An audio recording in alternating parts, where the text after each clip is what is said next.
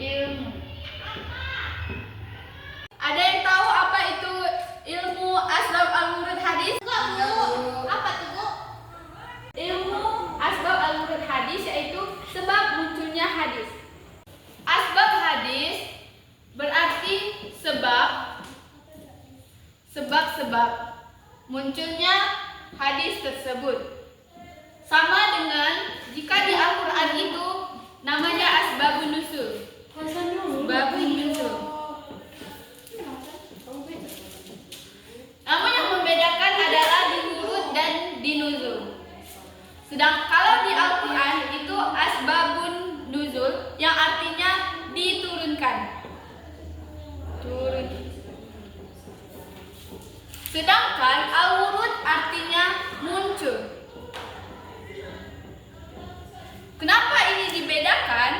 Karena asbabun nuzul Al-Quran itu diturunkan langsung oleh Allah. Sedangkan asbabun wurud hadis itu muncul dari Nabi.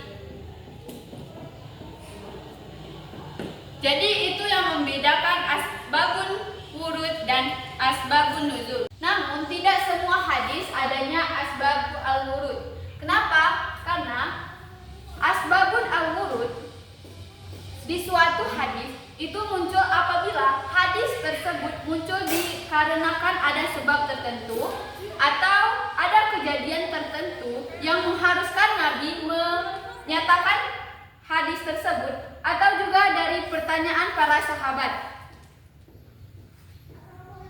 Maka Nabi harus menjawab pertanyaan dari para sahabat itu melalui hadis. Nah, sekarang kita contoh dari hadis yang ada asbabun al-wurudnya. Seperti hadis tentang menziarahi kubur. Adapun bunyi hadisnya, sesungguhnya aku pernah melarang kamu menziarahi kubur, maka sekarang ziarahilah dan tambahilah pahala kamu dengan menziarahinya. Yang diriwayatkan oleh Tahawi dalam Al-Atsar. Kenapa? Apa asbab al-wurudnya pada hadis tersebut? Yaitu karena pada zaman dahulu Nabi melarang orang untuk menziarahi kubur. Kenapa? Karena pada zaman dahulu itu orang menziarahi kubur itu secara berlebihan, menangis meraung-raung, dan itu tidak diperbolehkan dalam agama Islam. Namun kini menziarahi kubur telah diperbolehkan oleh Nabi dengan syarat tidak berlebihan dan tidak bersedih berlarut-larut.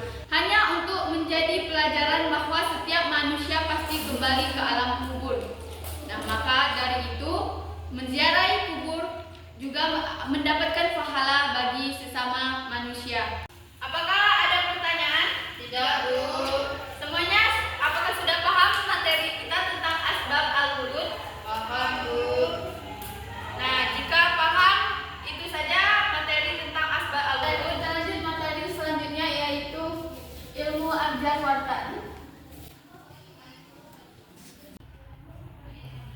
Ilmu al-jar.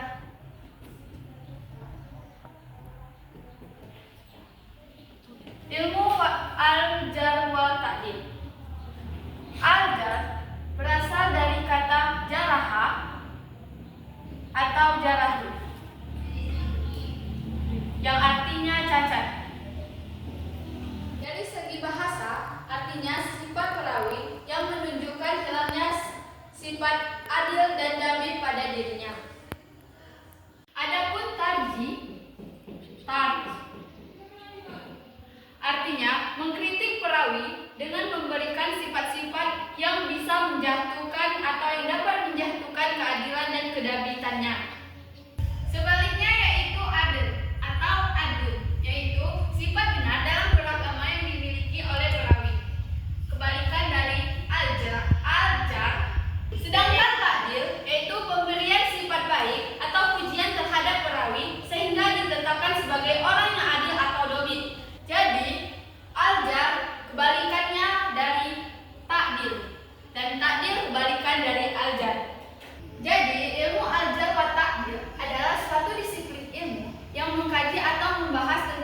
kriteria perawi yang ditolak ataupun diterima hadis dalam suatu hadis. Adapun syarat-syarat pentakdir yaitu berilmu pengetahuan, warak atau tidak berdusta, takwa, jujur, dan mengetahui sebab-sebab pentakdiran.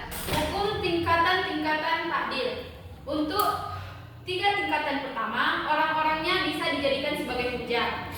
Untuk tingkatan keempat dan kelima, orang-orangnya tidak bisa dijadikan sebagai hujjah. Dan untuk tingkatan keenam sama, orang-orangnya juga tidak bisa dijadikan sebagai hujjah.